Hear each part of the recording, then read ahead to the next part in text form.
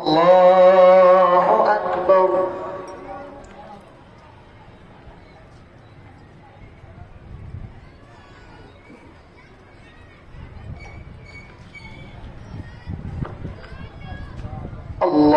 الله أكبر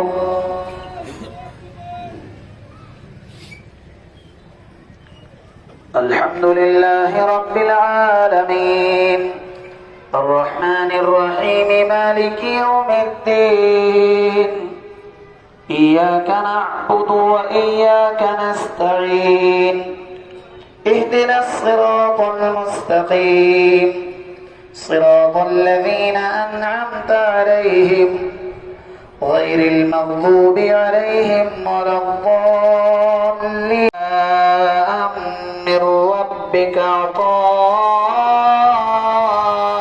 حسابا رب السماوات والأرض وما بينهما الرحمن لا يملكون منه خطابا يوم يقوم الروح والملائكة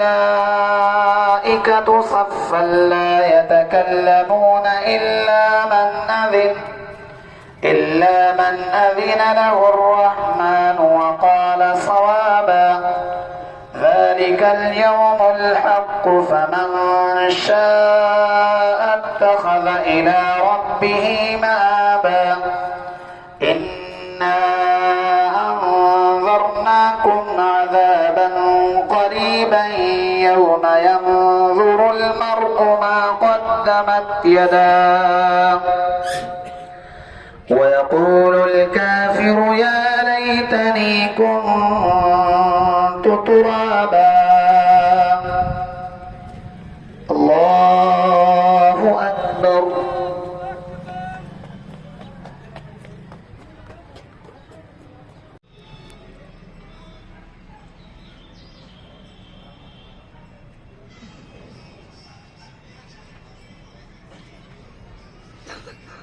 الله أكبر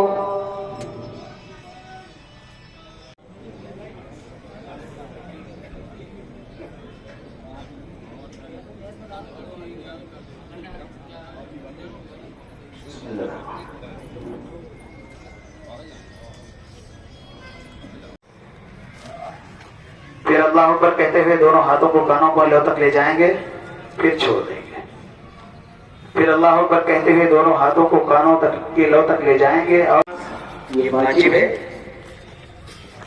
हुक्मात वाजिब है, शुक्राने की नमाज है। पूरे में एक महीना नमाज रोजा इबादतें करने की तौफीक अता फरमाई, तो खुदा की बारगाह में 2 रकात नमाज शुक्राना अदा करने के लिए हाजिर होते हैं। की मुबारकबाद पेश करता हूँ। रब कदीर से कबूल फरमाए, पूरी दुनिया में अमन सुकून का इस्तेहकाम अता फरमाए। और आप हजरात खड़े हो जाएं, अपने अपने सरों को दुरुस्त फरमाएं। सलामती मांगेगा मैं उसे सलामती अता फरमाऊंगा, जो मांगेगा मैं अपने बंदों को वसअत देने के लिए तैयार हूँ। लिहाजा अपनी मेहनत की मजदूरी लेने के लिए हम सब यहाँ हाजिर हैं। रब कदीर से दुआ है कि परवरदिगार आलम हम सब की हाजिरी को कबूल फरमाए और हम सब की हर मांगी हुई दुआओं को कबूल फरमाए। खास तौर से क्या है, कहाँ जा रहे हो? कहाँ जा रहे हो? ईदगाह नमाज पढ़ने। अच्छा।